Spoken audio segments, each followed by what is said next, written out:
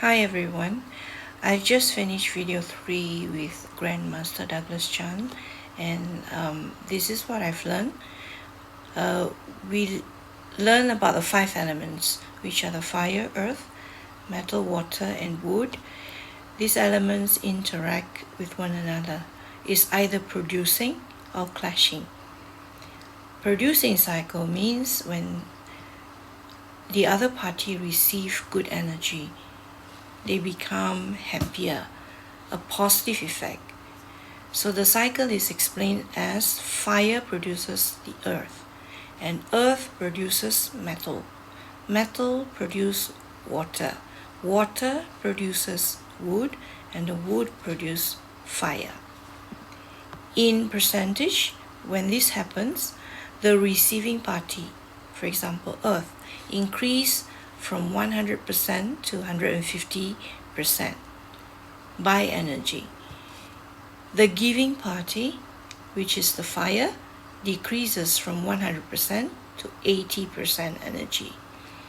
When clash cycle occurs, it means the other party receiving, which is bad energy, they become weak, creating a negative effect. The cycle is when fire clashes with metal, metal clashes with wood, wood clashes with earth, earth clashes with water, then water clashes with fire. In percentage, when this happens, the receiving party drops significantly from 100% to 20% energy.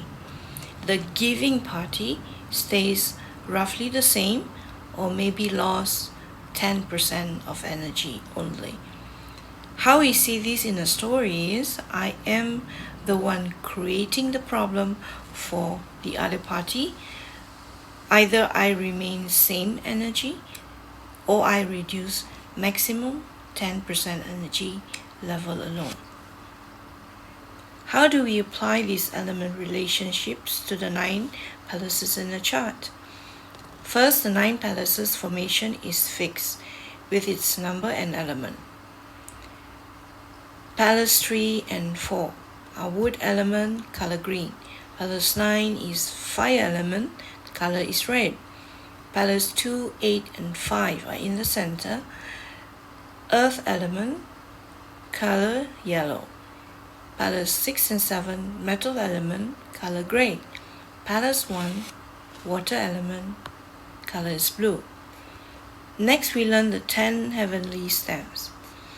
The stems represent the subject, the person or the people involved. These stems are Jia, Bing, Ding, Wu, Ji, Geng, Xing, Ren, and Kui. So Grandmaster shared this basic story of Qimen to help us understand the heavenly stems. Jia is the emperor.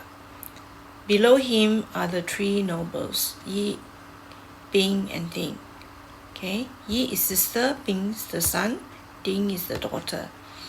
Then we have the 6 commanders, the Wu, Ji, Geng, Xing, Ren, and Kui. There is an ongoing conflict with the Geng, who is the enemy, and the emperor always loses the war. The emperor used marriage alliance between his family and Geng to control the situation. By completing these 3 marriages, the Jia emperor achieves a brilliant peace. He is now protected by the triple layer web of relationship. So when we see Geng together with Yi or Yi, Bing, Ding, or Bing and Ding in the chart, it means helpful people are around to assist, and the chart is a very good chart. Okay, so there's a hierarchy of the stems that is very important to emphasize here, because knowing the ranking in order, we will understand that when we read. For example, Wu is the highest, which is in rank, and is a yang earth, and following that will be Ji, Geng, Xing, Ren, Kui is the lowest. What they represent are wood, which is a yang earth, mountains, wealth, cash, capital, blockage, and Ji is a yin earth that represents the small hill, blockage, soil, and while Geng is yang metal and represents man hardships, police or black and white rank thinking, and Xin metal are small mistakes, jewelry, knife, chest. Ren is yang water that represents the ocean, clear water movement, emotional, and Kui water is yin water.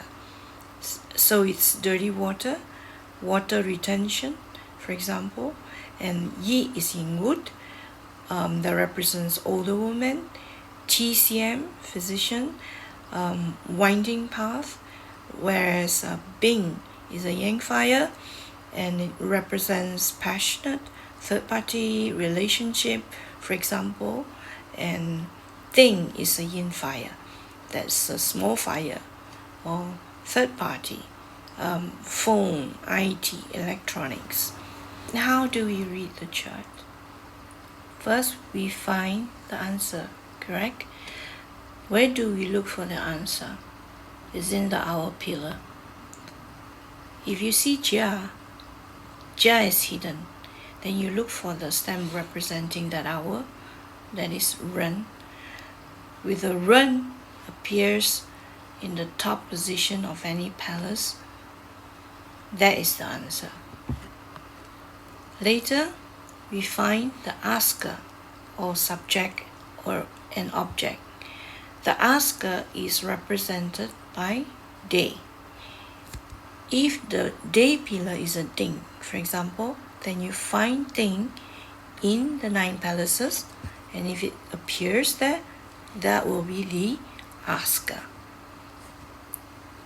The asker or the subject also represent character or status.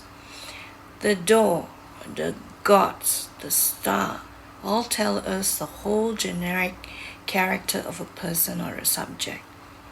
Based on this character, based on question, we can derive whether the character meets the requirement. And this is another layer to help us with the answer. There are special chart types that you note. For example, Fuyin chart and Fanyin chart. What is Fuyin is when the top and the bottom stems are the same in all the boxes. Means things will be long, painful, and draggy. Nothing moves fast. This foundation is straightforward no-go. Unless you expect it to happen, long, painful, and draggy. Exception is if there's a Ding plus Ding stems appear in the answer box, it will override the Fuyin and becomes a very good chart.